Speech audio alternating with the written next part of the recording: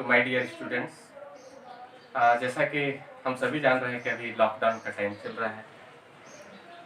Commerce मंत्रालय के माध्यम से हमने ये प्रयास किया है, जो हम अपने पिछले वीडियो में आप लोग को बताया था कि हाँ, लॉकडाउन में पढ़ाई ब्रेकडाउन नहीं होना चाहिए। इसके लिए आपसे रिक्वेस्ट होगा कि आप सभी हमारे चैनल से जुड़े रहें, आप हमारे चैनल को सब्सक्राइब करें, क्योंकि इस लॉकडाउन की अवधि में आपका एक एक मिनट समय का हम लोग सदुपयोग करेंगे और आपको भी करना है। इसके लिए आप लगातार हमारे वीडियो को विजिट करें। यूट्यूब में हम एवरीडे प्रत्येक दिन आपके लिए अलग अलग पार्ट्स का जो न्यूमेरिकल्स होंगे उसका परिचय देंगे, सॉल्व करने का तरीका बताएंगे, नए नए जो मेथड्स हैं उसके बारे में आपको बताएंगे।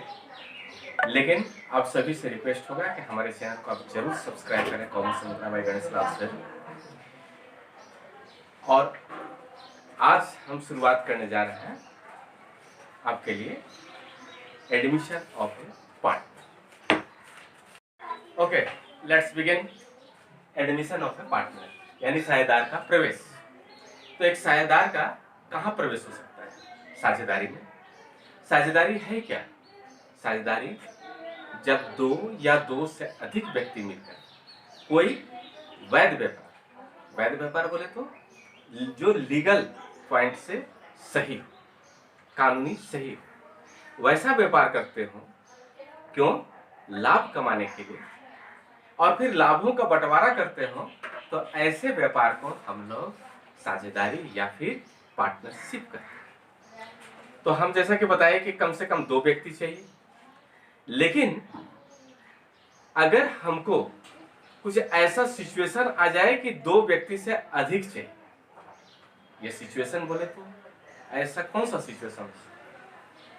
जब हमको अधिक मात्रा में पूंजी की आवश्यकता हो, जब हमको कोई विशेषज्ञ व्यक्ति की आवश्यकता हो, जब कोई विख्यात आदमी को जोड़कर हम बिजनेस का, अपने साझेदारी व्यवसाय का प्रतिष्ठा बढ़ाना चाहते हो, या किसी सुयोग्य ऑनेस्ट अपने कर्मचारी को प्रोत्साहित करना चाहते हो, तो उनको हम साझेदार बनाते हैं।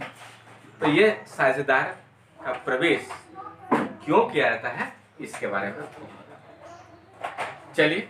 जब दो या दो से अधिक व्यक्ति मिलकर के व्यवसाय कर रहे हो और उनको फिर से और एक साझेदार की आवश्यकता हो जाती है, तो फिर वैसे स्थिति को हम लोग बोलते हैं साझेदार का प्रवेश यानी एडमिशन ऑफ पार्टनर।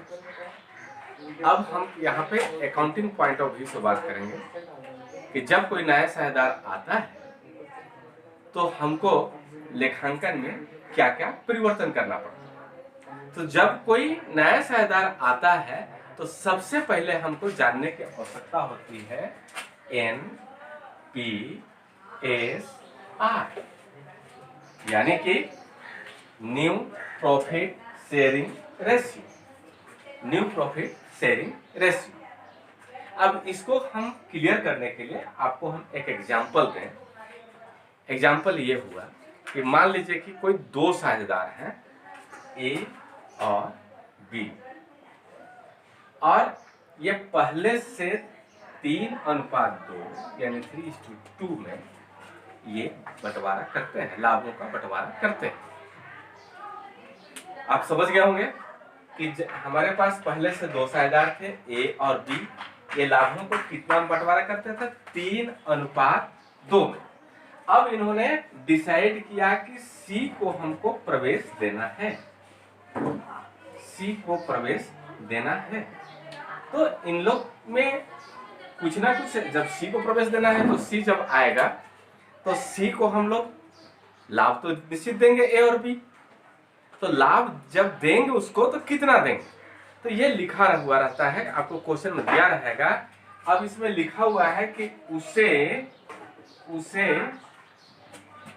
1/4 भाग लाभ देकर व्यवसाय में प्रवेश दिया। आप क्वेश्चन समझ आए? A और B साझेदार थे जो 3:2 में लाभों को बंटवारा करते थे। अब C को इन लोग प्रवेश दे रहे हैं, उसको 1/4 भाग लाभ दिया जाए। अब हमारा क्वेश्चन ये है, आप एनपीएसआर यानी कि नया लाभ विभाजन अनुपात ज्ञात करें। एनपीएसआर, इसको निकालने का सिस्टम क्या हो, हम कैसे निकालेंगे? तो ऐसा आपको 4 केस 5 केस भी हो सकता है। तो ये हमारा पहला केस हुआ कि ए और बी जो 3:2 में लाभों का बंटवारा करते थे, उन्होंने सी को 1/4 भाग देकर साझेदार बनाया। अब आप एनपीएसआर यानी कि नया लाभ हानि अनुपात ज्ञात करें, नया लाभ विभाजन अनुपात ज्ञात करें। तो जैसा कि हम बता रहे थे आपको कि पहले हमें क्वेश्चन समझना है, फिर हम केस का बात 1 2 3 4 ऐसा बाद में सोचना है। पहले आप क्वेश्चन को समझें। हमारा क्वेश्चन ये था कि प्रश्न में दिया हुआ है कि ए और बी 3:2 में लाभ हानि का बंटवारा करते हैं। उन्होंने सी को 1/4 भाग के लिए प्रवेश दिया। कितना के लिए? 1/4 भाग के लिए प्रवेश दिया। अब हमसे क्वेश्चन ये किया जाएगा कि आप एनपीएसआर क्या।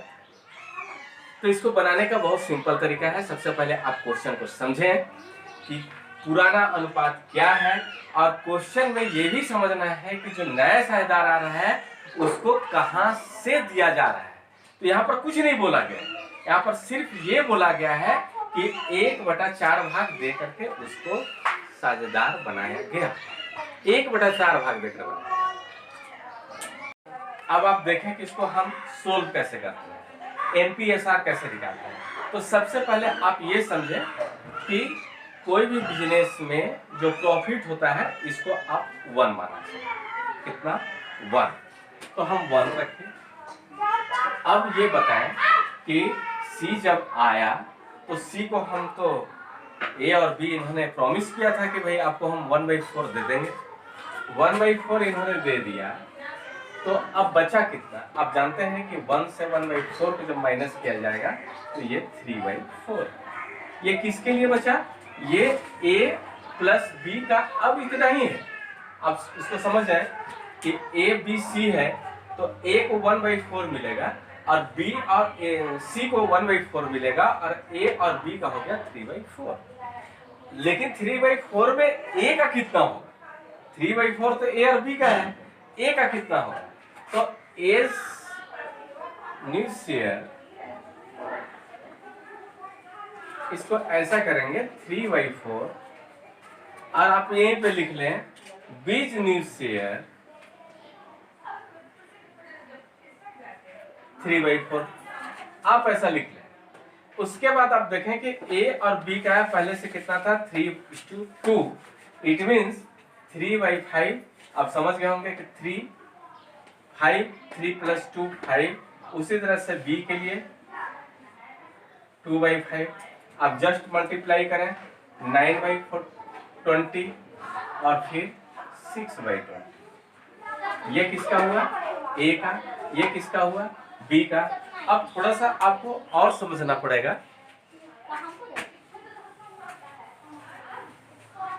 कि जब आप A, B, C का हम बात करें, ये हम न्यू एनपीएसआर के लिए, तो A के लिए आपने निकाला 9/20, B के लिए 6/20, बट A का कितना था? 1/4। C का था कितना? 1/4। तो 1/4। अब देखें कि यहाँ 20 है, ये 20 है। आप कोशिश करें कि इसको भी 20 कर दें प्रमेयीकरण के माध्यम से। तो 20 करने के लिए क्या करना पड़ता है? इसको हमको 5 से मल्टीप्लाई करना पड़ता है। तो यदि आप अंश में 5, जब आप हर में 5 से गुना कर रहे हैं तो अंश में भी 5 से गुना करना पड़ेगा। अब आप देखें कि मिला क्या हमको? 9 6 5। क्योंकि आप जानते हैं कि जब डिनोमिनेटर्स में या हर में संख्याएं बराबर हो जाती है तो कट जाती है। तो आपका आंसर हुआ 9 6 5। तो बच्चों, अभी जो हमने बोर्ड में क्वेश्चन सॉल्व किया, ये आपके पुस्तक में केस 1 के नाम से दिया। तो हमें केस 1 केस 2 के ये शब्द जाल में नहीं फंसना है, हमको क्वेश्चन को समझना है। अब हम आपको दूसरा क्वेश्चन बता रहे हैं, क्योंकि आपको डिफरेंट स्टाइल से क्वेश्चन किया जाएगा, डिफरेंट मोड से। अब एक क्वेश्चन को आप समझें, केस 1 2 से हमें कोई मतलब नहीं। अब आप देखें कि मान लीजिए फिर ए और बी ये पार्टनर है, ए और बी पार्टनर है, और ये प्रॉफिट शेयरिंग रेशियो कितना करता है, 3:2। आप क्वेश्चन समझ गए, ए और बी 3:2 में शेयर करते हैं। अब इन्होंने सी को प्रवेश दिया, लेकिन अभी हमारा क्वेश्चन का पैटर्न चेंज हो जाएगा। क्या चेंज हो जाएगा कि सी को ए से लेना है 1/5 और बी से लेना है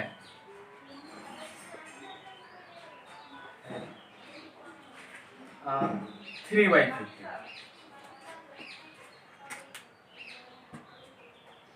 अब हमारा क्वेश्चन है कि आप एनपीएसआर निकालें।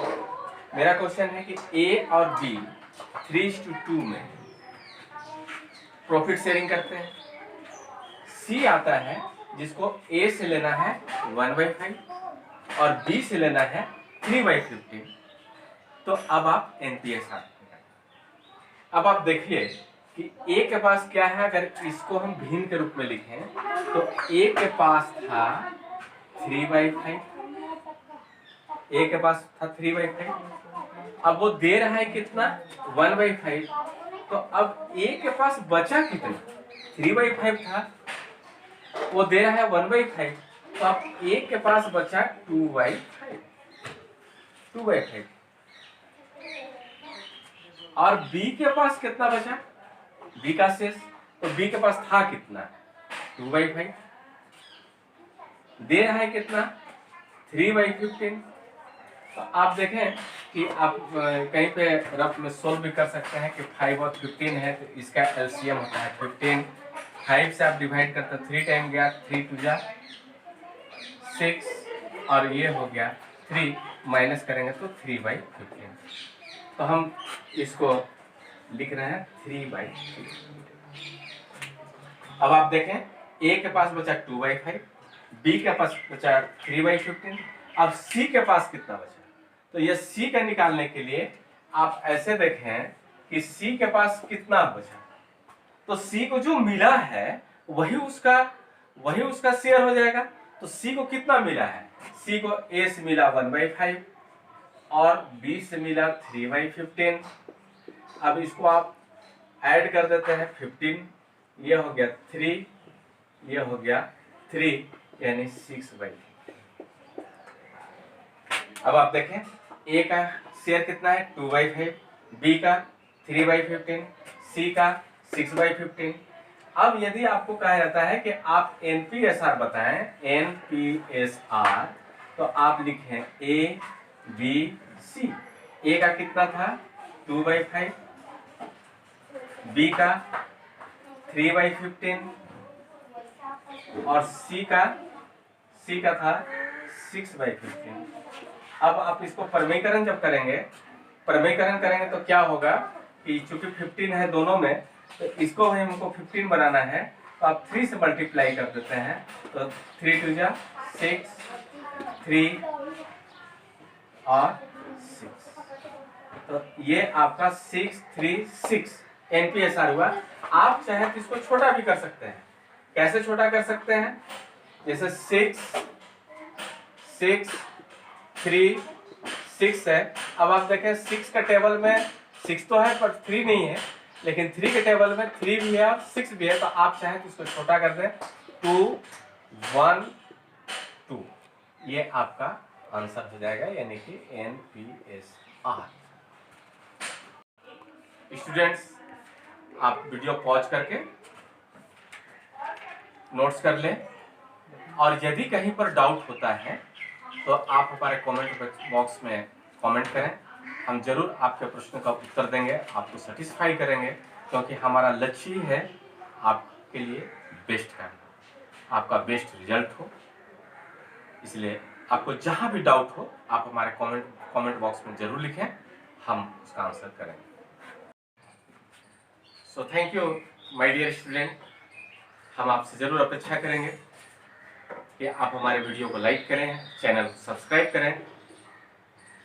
कॉमर्स मंत्रा आपके लिए पूरे सिलेबस का यूट्यूब के माध्यम से हम समयबद्ध कार्यक्रम में आपके लिए प्रस्तुत करेंगे, क्योंकि आप सभी जानते हैं time and tide wait for none. समय और लहर किसी की इंतजार नहीं करती, नहीं रुकती। समय से परीक्षा होगी, समय से आपको अपना करियर के लिए आगे बढ़ना है। तो इस लॉकडाउन में आपको बिल्कुल भी हतोत्साहित, नर्वस होने की आवश्यकता नहीं। कॉमर्स मंत्र आपके साथ में है। आप लगातार हमारे चैनल्स को विजिट करें, हम आपके लिए पूरे सिलेबस का वीडियो प्रेजेंट करें। Thank you watching my video.